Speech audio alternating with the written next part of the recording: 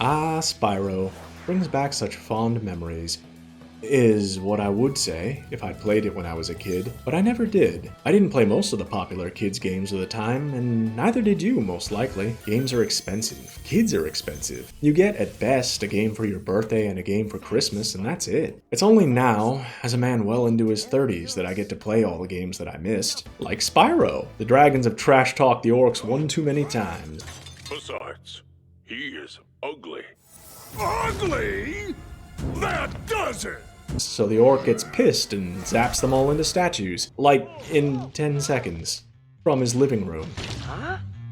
Feels like a pretty significant flaw in Dragonland's defenses. I think maybe the Dragon Department of Homeland Security really dropped the ball on this one. On this day, which will live in infamy, it falls to young Spyro to free them all and enact revenge on behalf of Dragonkind, igniting the most colorful and upbeat race war since the conflict of the Ghost People versus the Pac-Man. It's, not the most subtle or layered narrative, but it'll do. At least it doesn't waste your time. And if a game isn't gonna have a deep story, then just let me play the game. Spyro lets you run around flaming fools and collecting jewels almost immediately. Just toast those enemies and collect the treasure. Why did the dragons have all the jewels to begin with? Are they just hoarding them? Are the orcs stealing them because they're greedy or because they're desperate? We never actually hear the orc side of things. The anti-orc propaganda is strong.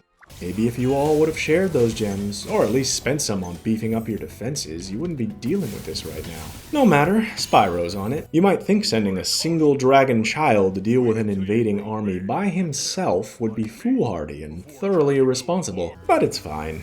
Spyro's a little purple killing machine. He can tear through enemies like nothing. He can ram or torch everything in one hit. After a while, I started to feel bad for the orcs. Like, all they did is freeze the dragons in place. It doesn't seem painful. The dragons treat the whole thing like it's an inconvenience, like it's all just a prank that got taken too far. To go out and friggin' incinerate orcs in retaliation feels vindictive. I'm pretty sure burning your enemies alive is a war crime, but I guess dragons don't follow the Geneva Convention. One of the perks of not being human is not having to bother with human rights, I guess. The enemies here can be quite frightening, but you should watch the fools.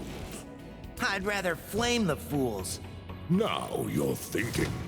None of this is anything an 8-year-old would consider when playing this, but it's pretty disturbing and hilarious to consider all the implications as an adult. It's a shame I never got to play it as a kid, but that's just how life goes. Your childhood rushes by before you know it, and then you grow up and leave childish things behind. But then you grow up a little more and think, wait, I don't care if something's childish.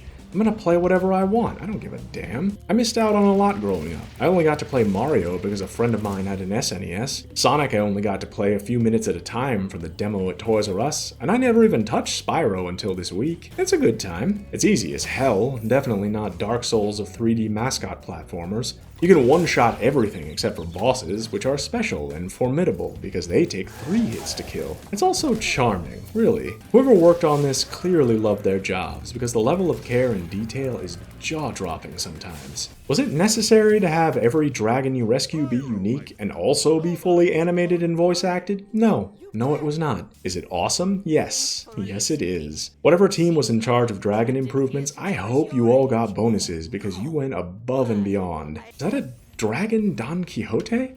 Child is even gonna get that reference. Anyway, I guess what I'm saying is, Spyro is fun, maybe you should play it. Or maybe you shouldn't listen to me, or anyone else at all, but just play whatever you want to play, whenever you want to play it.